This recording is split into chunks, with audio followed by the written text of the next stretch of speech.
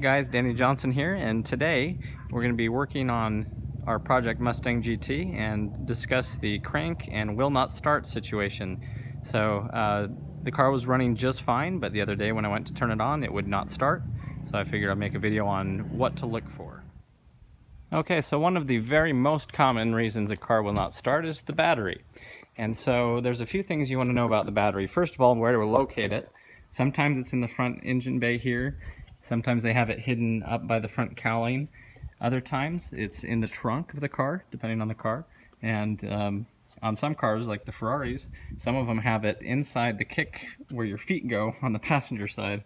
So it can range. So first you want to locate your battery and check its condition. I have this car plugged into a battery tender, which I made a video on, and I'll put that link in the description.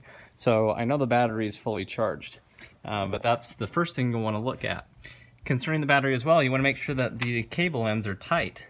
My neighbor's car wasn't starting the other day, and I went over, and it was simply just because this was loose. And so it'll be very apparent when there's no lights coming on in the car, and we'll discuss that in a minute. You can see this one has some corrosion on it, and we've cleaned it up a little bit. That can be definitely a part of it. And I have even had the battery connected, everything, lights come on, everything seems to be working, but it still will not crank. So diagnosing the battery, one of the easiest ways is just looking inside the car. And if the door lock doesn't work, then that could be your first clue. But what you'll want to do is look inside and see if your dome light works. You can also turn the headlights on the car, that kind of thing. And so you can also turn the ignition key. And if you're getting lights and sounds here, then the battery may be working, but it also might not be strong enough for the car to start. So just because you do see lights and hear things like that, that doesn't necessarily mean the battery's okay. So the best way to probably test that would be to put some jumper cables up from another car. I have a video on that I'll also put in the description. And that way you know you're getting all the power the car should have. So we're gonna go ahead and go to start it. And remember, if your foot is pushing the gas pedal to the floor, the car will not start. It's designed that way to help with a flooding condition if you have too much fuel.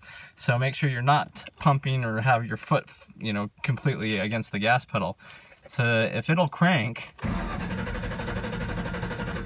okay, that's telling you a few things. You know the engine isn't seized up because the engine is turning. You know the starter's good because you can hear it cranking. And so, and we also know that the battery's good because it's powering the starter and everything. So from here, that's where you're probably going to look more into the fuel system. Now, some of these cars even have a switch on the clutch pedal, and if it's not depressed, it will not start. It'll think that the car is doesn't have the clutch engaged. Now, if that happens, however, though, the car shouldn't crank at all. It would, in fact, I'll show you what will happen. Without touching the clutch at all, making sure the car's in neutral too, it just won't even do anything. Ready? Okay, see the difference in when the clutch pushed in, it'll actually allow it to crank. So you'll want to make sure that switch isn't bad. If so, you might have to change it out. Okay, so after you've cranked the car a few times, if you follow the fuel rail through here, usually there's a little cap here for a test port. So if you take that cap off, it's kind of like a valve stem on a bike. And what you want to do is just depress it, just that pin right there in the middle, and see if any fuel sprays out. If not, that can tell you that you don't have any fuel pressure. Yep. Now, even better than this would be if you rent the actual tester with a gauge on it from a parts store, but if not, we're just going to push this down and see that there's no fuel coming out. So now, just to show you what I'm talking about on my other car here that I know is good, I'm going to go ahead and push down on its cap here and see that fuel that came out. So we know we have fuel pressure on that rail. So I'm thinking it's the pump, or could be the fuel rail pressure sensor, but I think we'd still get pressure here, at least at the rail. So I'm going to go more towards the pump at this point. Okay, so from here, what I want you to pay attention to is when I turn the key, listen to how pronounced the fuel pump is inside the tank. And sometimes you can't hear it from inside the car with the car dinging or anything like that, but listen to this.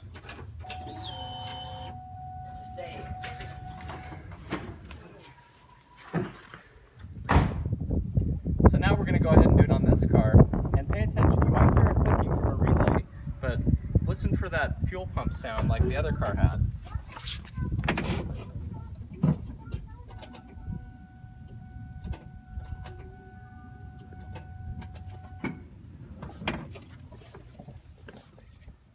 Okay, now something else that you'll want to check on this year, kind of the 94 through 2004 Mustangs, is back here in the trunk, you have what's called the inertia switch. And so right here, if you were to get in an accident and the car feels, like it's been hit, that red button's going to pop up. And so you want to push this down and make sure the button is down, and also make sure that it is plugged in. That can cut fuel pressure. And also back in here, you will find the fuel pump driver module, or the FPDM. Okay, so this is another part of the brains to the fuel pump system. You want to make sure that it's plugged in. So it's kind of dusty. Don't think that's going to be causing the car not to start, but this is another area that you want to check, the fuel pump driver module. Okay, now over here on the passenger side, I conveniently have the fender lining out, as I'm doing some other things with the car, but you will find the constant control relay module, the CCRM. And this computer here helps the car regulate as it's idling. There's air conditioning relays in there. There's a few things. And it's not very common, but it can be a problem with the car at least idling, possibly even starting. But that's another module that you're going to want to check.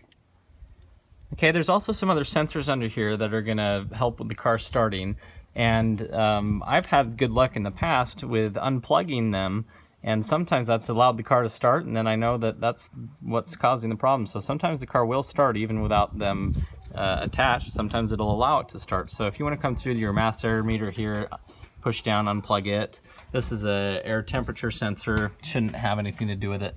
The throttle position sensor, however, may have a lot to do with it, because it may not register where the throttle is, and if you push the throttle all the way to the floor, it will not allow the car to start. So therefore, if this is bad and giving a bad signal, that could be part of it. And the idle air control valve here, it's like a little throttle body, opens and closes to help regulate the car as it's idling with airflow, but that shouldn't have anything to do with starting the car, but those are things to check. Also, any vacuum lines, say this hose right here, for example, if this were popped off and just hanging out here, then that could be a reason that it would have trouble starting, or once it starts have trouble staying running. So there's a lot of little things to check, including the fuel rail pressure sensor, the FRPS right here. So if you follow your fuel rail, you'll see there's a sensor that's part of that rail, and these commonly go bad.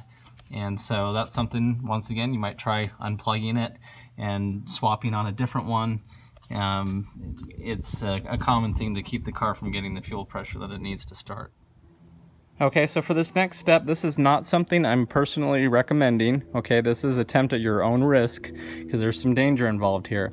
But if you're convinced that the car otherwise should be running, you can try putting some starter fluid directly into the intake.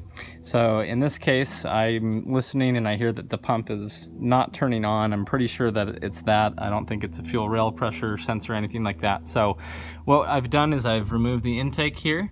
And so now as my friend is going to attempt to start the car, you'll see the throttle body open, and I'll lightly spray some of this in. You do not want this to flood in here or puddle or anything like that. So I'm gonna go ahead and give it a shot here.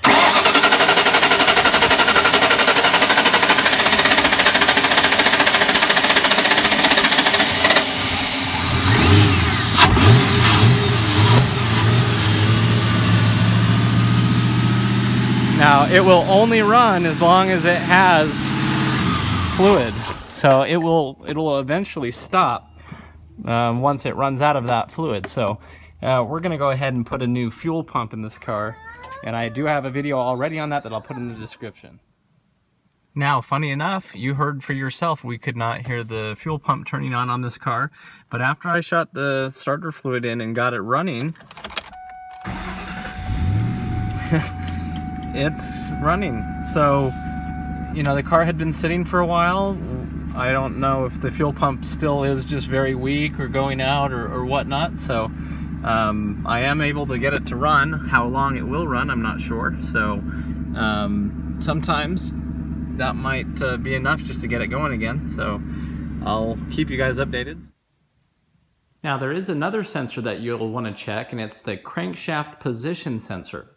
And the reason why is because that's also, you know, combined in with the timing system on the car. So if that sensor goes bad, it won't allow the car to start. And I have a full video on replacing that I'll also put in the description. It's under the car a ways. It's down in here, so kind of by the AC compressor. So I'll put a link in so you can see what that one's all about too. But that's definitely one, the crankshaft position sensor, that can keep the car from starting. Okay, and on this next one, you might laugh, but make sure the car has fuel. And, you know, that's even happened to me with this car, our Infiniti. Really nice car, very reliable. However, it's had some issues with the gas gauge not reading. And what happened to me once is I was at the pump before a long road trip, and I put the pump on to the automatic where it was filling itself, and I went to clean the windshield, and I came back, and, you know, I heard it click when it was filled up, and I didn't pay attention to how much fuel it takes and how much it had taken that day. So we're driving down the freeway, and all of a sudden it started cutting out, and sure enough, it was just because it had run out of fuel. The pump had prematurely shut off, and I didn't calculate the mileage or anything to see how many gallons it should have taken. We were in a hurry, but anyway, for some reasons, you know, that happens. It's happened to my family quite often, where you just straight out run out of fuel. And if you have a faulty fuel gauge like this car had at the time, then, you know, that it can happen. So just make sure that you have fuel. Anyway, thanks for watching. I hope this video is useful to you. And, you know, sure enough, there's other things you can check as well that might come up that would keep the car from starting. A lot of different sensors, the, you know, throttle position sensor, crankshaft position sensor, there's a lot of things that can keep a car from starting. So hopefully this video has pointed out a few that you can try and diagnose on your own. And if you have any other questions, go ahead and put it in the comments. If you've found other things that have kept your car from starting, go ahead and throw those in the comments too. Help out the people who are reading through. They might be also looking for some more ideas.